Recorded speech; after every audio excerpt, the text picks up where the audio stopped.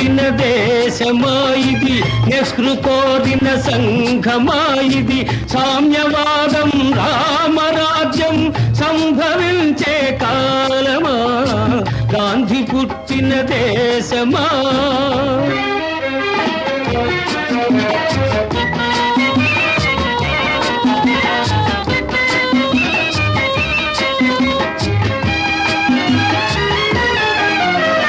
సస్యశ్యామల దేశం అయినా నిత్యం క్షామం,